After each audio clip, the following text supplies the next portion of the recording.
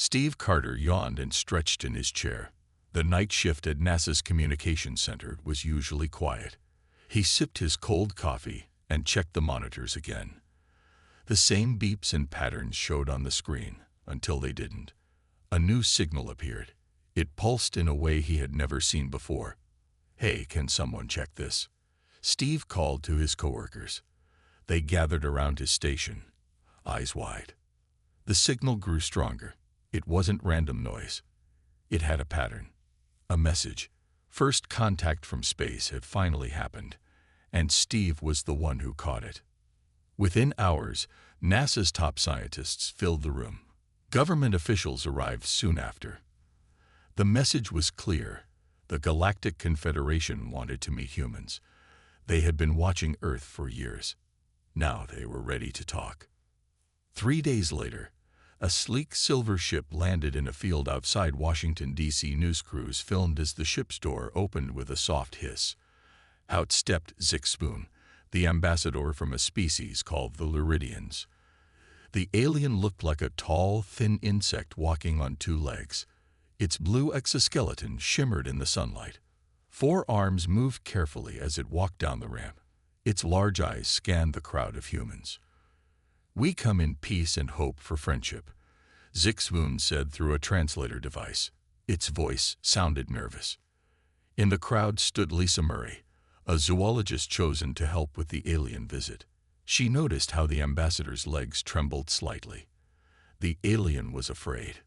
The world leaders invited Zixpoon to a meeting room with a large round table. Lisa sat in the back, taking notes. The alien ambassador moved carefully, keeping distance from the humans. "We must explain our delay in contacting you," Zixpoon said.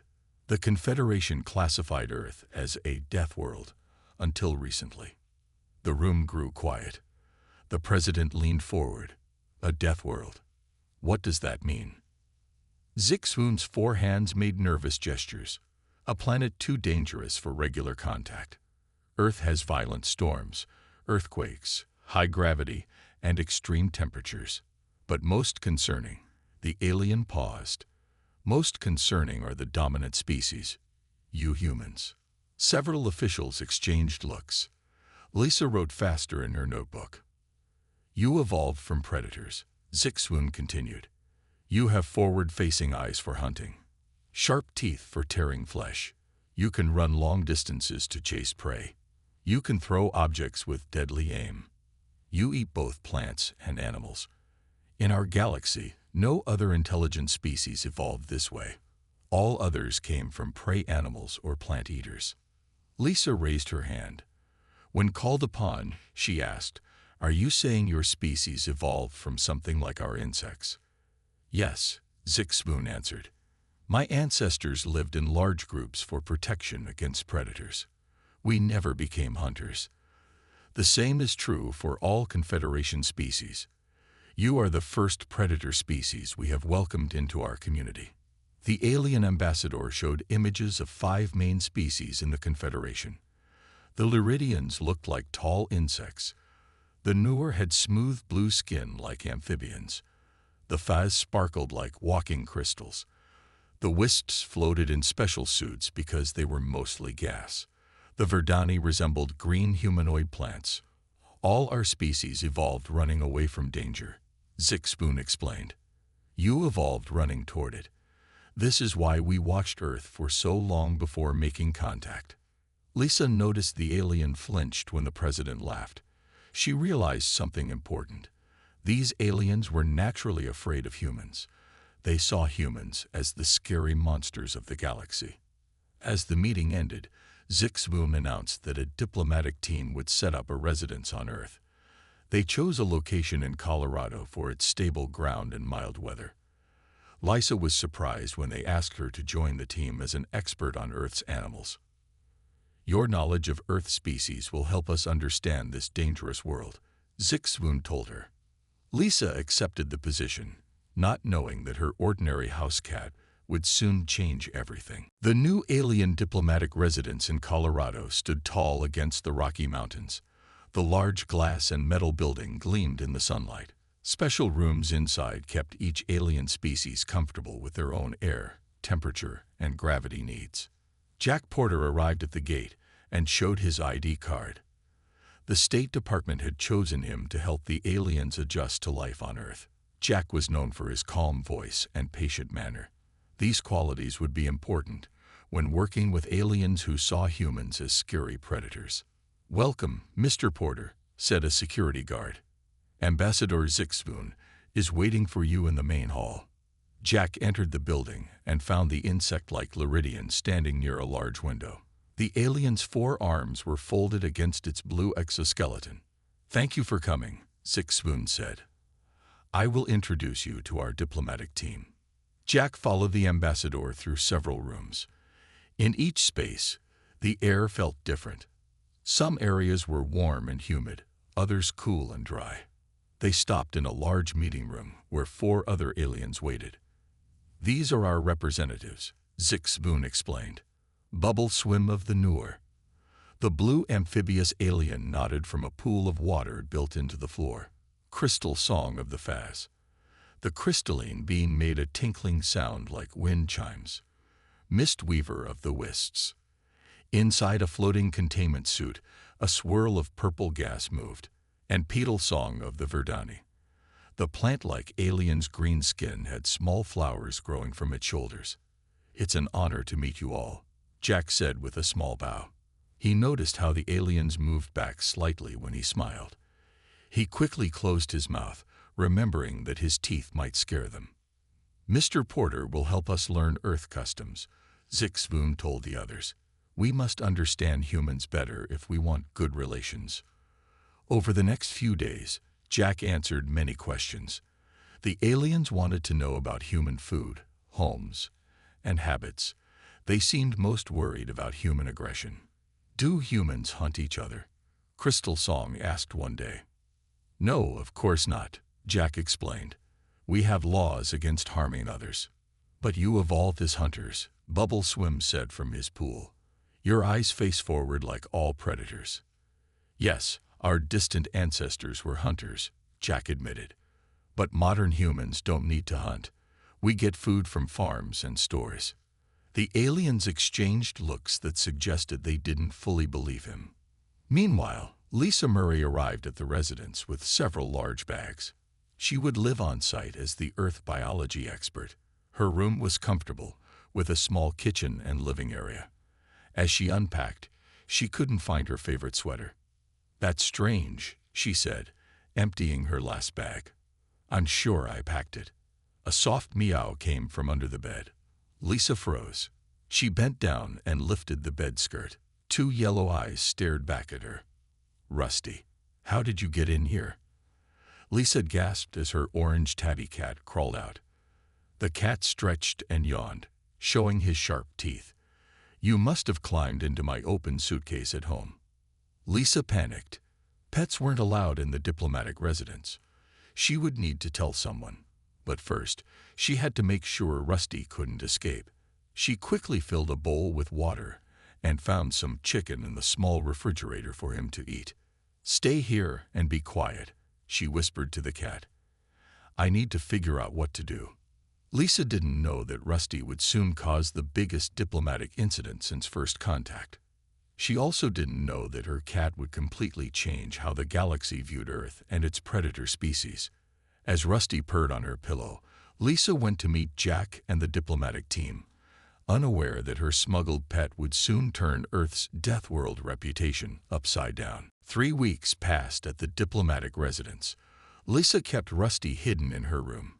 She brought him food from the cafeteria and played with him when no one was around. The orange tabby seemed happy enough in the small space, sleeping most of the day on her bed. On Tuesday morning, a maintenance worker knocked on Lisa's door. "Routine check of the air systems," the man explained. "Should only take a few minutes." Lisa let him in but worried about Rusty. The cat was under her bed, his usual hiding spot when strangers came. "I'll wait in the hallway," Lisa said, stepping outside to give the worker space. She didn't notice Rusty slip out past her feet. The curious cat padded silently down the hallway, his tail high in the air.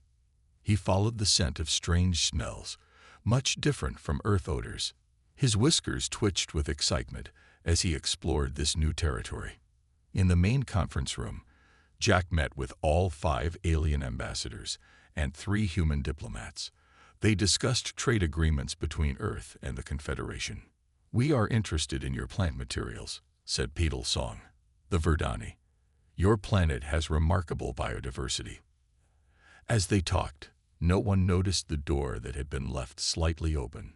No one saw the orange tabby cat squeeze through the gap. Rusty walked into the room and sat down to clean his paw.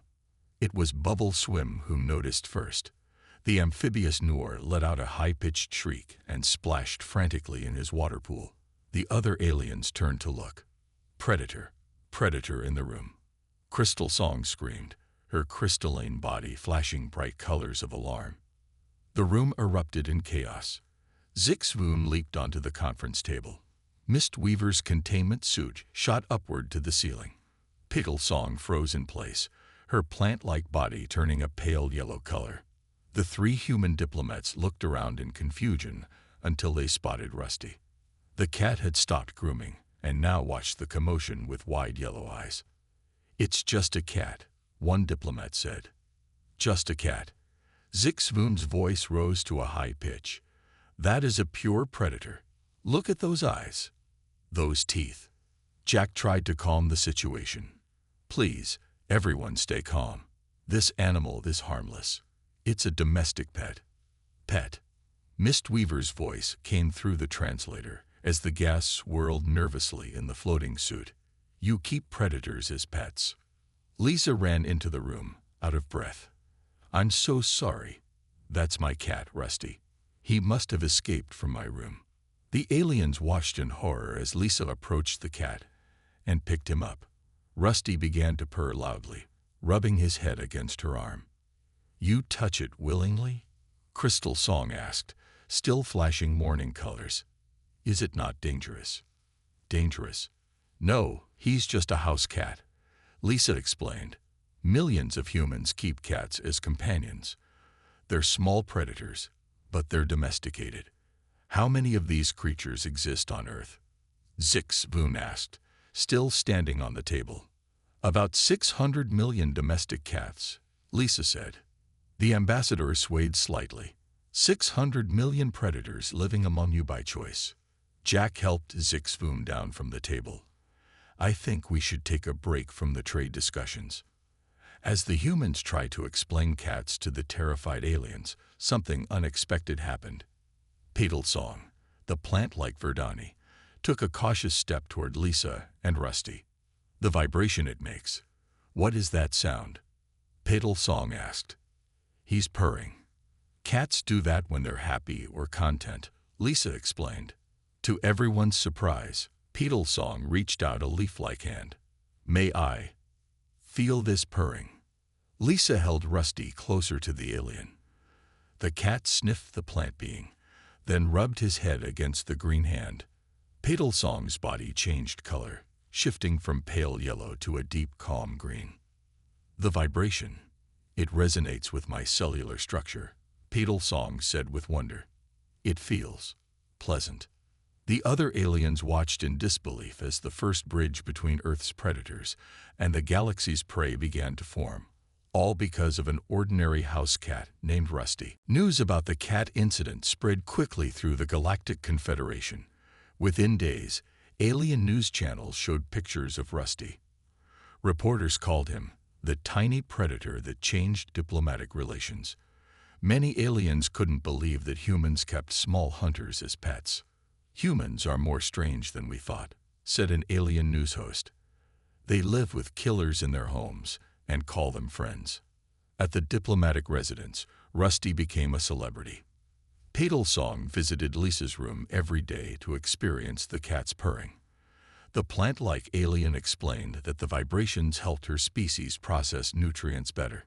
Jack received a message from his bosses at the State Department. "Other aliens want to learn about cats," he told Lisa. "They're sending scientists to study this strange human custom of keeping predator pets." Lisa smiled. "We should bring in an expert.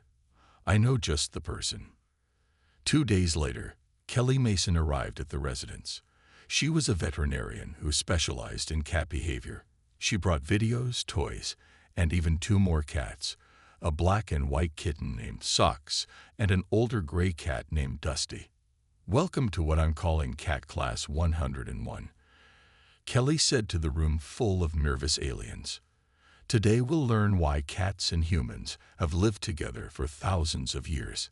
The aliens sat at a safe distance. Even Peedlesong, who now enjoyed Rusty's company, stayed back from the new cats. Zixvoon watched from the highest seat in the room. "Cats first moved into human settlements to hunt mice and rats," Kelly explained. "They protected our food from these pests. Over time, we formed a bond. But cats never fully domesticated like dogs did. They stayed wild in many ways." "You mean they are not fully tamed?" Crystal Song asked, her body flashing with concern. "Not in the way other animals are," Kelly said. "Cats chose to live with us on their own terms. They keep their hunting instincts. That's part of why we love them." She showed videos of cats hunting, playing, and sleeping. The aliens watched with a mix of fear and fascination. When they saw cats knocking objects off shelves and chasing laser pointers, some aliens made sounds that Jack realized were laughs. "Is this hunting behavior?" Bubble Swim asked when watching a cat pounce on a toy mouse. "Yes, but it's play," Kelly explained. "Cats practice hunting even when they're well fed. It's in their nature." Ambassador Zixvoon moved to a lower seat to see better. "They hunt for fun, not just food. Just like humans do sports." "Exactly," Kelly said.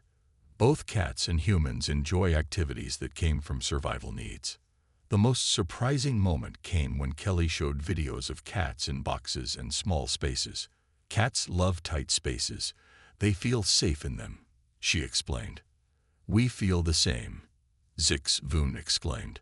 "My species sleeps in small spaces for protection from predators." He looked at the cats with new understanding. After the class, Kelly allowed the braver aliens to meet Socks and Dusty. The kitten played with a string while aliens watched from a distance. Dusty slept on a cushion, ignoring everyone. "They're not always hunting," Mistweaver observed from inside the floating suit. "Sometimes they just exist. Like all living things," Lisa said. "Predator or prey, we all need rest, food, and safety." By the end of the day, 3 more aliens had felt a cat's fur. One even heard purring for the first time. Zixvoon took notes on everything. That night, the ambassador sent a message to the Confederation. "Earth's predators are complex," he wrote. "Both humans and their small hunters called cats show behaviors we never expected. They can be gentle despite their sharp teeth. I recommend further study of this fascinating relationship." As news spread, alien interest in Earth grew stronger. The planet once feared as a death world was becoming the most intriguing place in the galaxy, all because of ordinary house cats. Greg Daniels owned a small pet supply store in Denver. When he heard about the aliens' interest in cats, he saw an opportunity. He called Jack Porter at the diplomatic residence. "I have an idea," Greg said over the phone. "What if we made cat toys and beds specially designed for aliens? They could interact with cats in a way that feels safe for them." Jack thought it was brilliant. He arranged a meeting between Greg and the alien representatives. Greg brought samples of regular cat toys and beds to show them. "These are what cats enjoy on Earth," Greg explained, showing a feather wand toy. "But I could make new versions that work better for your species." The aliens were cautious but curious. Zixvoon examined a cat bed with his 4 hands. "My people would prefer something with higher sides for protection," the ambassador suggested. "The Faz would appreciate beds that can be heated to different temperatures," Crystal Song added. Her crystalline body glittered under the lights. For the next 2 weeks, Greg worked with alien scientists to create new cat supplies. He designed tall, enclosed beds for the nervous Luridians. He made special feather toys that created interesting air currents for the gaseous wisps. For the crystalline Faz, he built beds with temperature controls. When the new items were ready, Greg brought them to the residence. Rusty, Socks, and Dusty tested everything while the aliens watched. The cats seemed to enjoy these new designs. Lisa observed as Socks pounced on a toy made specifically for wisp interaction. And our people feel more comfortable with the protective features, Zixwoon said, watching from inside a tall-sided observation area. Greg's business idea grew quickly. He opened the first interstellar cat cafe near the diplomatic residence. Humans brought their friendly cats to the cafe, where aliens could observe and interact with them in a safe environment. Special rooms were designed for each alien species. This is the most popular tourist spot in Colorado now, Jack told Lisa as they watched the cafe fill with visitors from Earth and beyond. Lisa had been studying the interactions between cats and aliens. She noticed something interesting and kept careful notes. Look at this, she showed Jack her tablet. The aliens who spend more time around cats are also more comfortable around humans. Their fear responses are getting weaker. Jack watched as Mistweaver floated near a human child without moving away. 2 months ago, the wisp would have kept a much greater distance. It makes sense, Lisa explained. By getting used to one predator species, they're becoming less afraid of another. Cats are like training wheels for human interaction. Lisa shared her findings with Ambassador Zixwoon. The insect-like alien found it fascinating. We never considered that exposure to one predator might reduce fear of all predators, Zixwoon said. This could help many species overcome their instinctual fears. Word of this discovery spread through the Confederation. More alien scientists requested permission to visit Earth and study the cat effect, as they called it. Some even suggested bringing cats to other planets to help prepare their people for meeting humans. Greg's business expanded to meet the growing demand. He hired Kelly to help design more interactive experiences for aliens and cats. They created special rooms where the most nervous alien species could gradually get closer to cats at their own pace. Cats might be the perfect ambassadors for humanity, Lisa told a group of human reporters. They're small enough to not be overwhelming, independent enough to approach aliens on their terms, and social enough to form bonds. As alien visitors increased, Earth's status changed in the galactic community. What was once feared as a dangerous Deathworld was becoming known as the home of fascinating predators, both human and feline.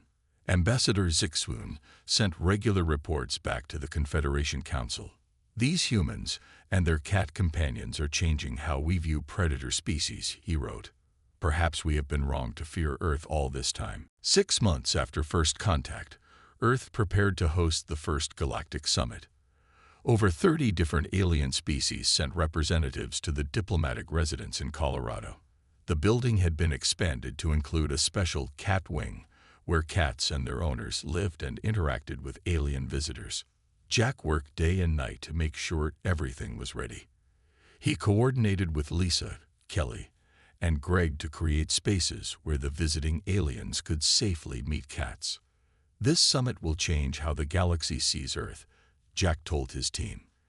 We need to make a good impression. The first day of the summit went well. Alien leaders discussed trade, science, and cultural exchange with human representatives. Many aliens visited the cat wing during breaks to see the famous Earth pets. Rusty had become the star attraction. The orange tabby was calm around all alien species and seemed to enjoy the attention. Petal Song hardly left his side, and the two had formed a special bond. Rusty understands the Verdani better than most humans do, Lisa explained to visitors. He knows Petal Song gets nervous around quick movements, so he moves slowly around her. On the second day of the summit, a problem occurred. The environmental controls in the Verdani quarters malfunctioned during the night. Temperatures dropped dangerously low. Verdani were plant-like beings who needed warmth to survive. An alarm sounded through the residence. Emergency teams rushed to fix the system, but the Verdani delegates were already suffering. Their green skin had turned brown at the edges, and they moved slowly as their biological processes shut down in the cold. "Get heating blankets," Jack shouted to the staff, "and call medical teams." As humans scrambled to help, something unexpected happened. Cats from the cat wing began to gather around the cold Verdani. Rusty led the way, with Socks, Dusty, and a dozen other cats following. They pressed their warm bodies against the plant-like aliens. Some cats even climbed onto the taller Verdani, curling around their necks and shoulders. "What are they doing?" asked a human technician. Lisa watched in amazement. "They're sharing body heat. They're trying to keep the Verdani warm." The cats purred loudly as they huddled against the aliens. The vibrations seemed to help the Verdani's circulation. By the time the heating system was fixed an hour later, none of the Verdani had suffered serious harm. News of the incident spread quickly. Video of cats helping the Verdani appeared on screens throughout the galaxy with the headline, "Earth's Predator Companions Save Alien Diplomats." Many aliens couldn't believe what they had seen. Predators helping rather than hunting prey species. It challenged everything they thought they knew about the natural order. At the summit meeting the next day, the Verdani leader spoke first. "We came to Earth afraid of its predators," the tall green being said. "Now we owe our lives to them. These cats acted against what we believed was their nature. They protected rather than harmed." Zixvoon stepped forward. "I have studied Earth's cats for months now. They have taught me something important. Being a predator does not mean being cruel or dangerous. It means being efficient, intelligent, and adaptable." The Lyridian ambassador turned to the human delegates. "Perhaps we misjudged humans as well. Yes, you evolved as hunters. But like your cats, you can choose how to use your predator abilities. You can protect instead of harm." After the day's meetings, Jack found Lisa in the cat wing. She was watching Rusty sleep on Petalsong's lap. The Verdani was gently stroking the cat's fur. "Something amazing is happening," Jack said quietly. "The aliens are starting to see past their fear of predators." Lisa nodded. "And it's not because of our technology or our words. It's because of ordinary house cats just being themselves." Outside the residence, more alien ships arrived each day. Earth was no longer avoided as a dangerous world. Instead, it had become the most interesting planet in the galaxy, all because cats had shown the universe that predators could be friends. 1 year passed since first contact. Earth had changed. Alien visitors were common in major cities. Humans learned about life on other planets. And cats became the most famous Earth species in the galaxy. Lisa now led the Interspecies Feline Research Institute. Scientists from Earth and other worlds worked together to study how cats interacted with different alien species. "Watch this," Lisa said to Jack as they observed Rusty with a new alien visitor. The blue-furred being belonged to a species called the Murrans, who had just joined the Confederation. Rusty approached the nervous alien slowly, with his body low to the ground. He blinked slowly and kept his tail still. "See how different this is from how he approached the Verdani last week," Lisa pointed out. With Petalsong, he was more upright and moved his tail a lot because Verdani respond well to visual movement. Jack nodded.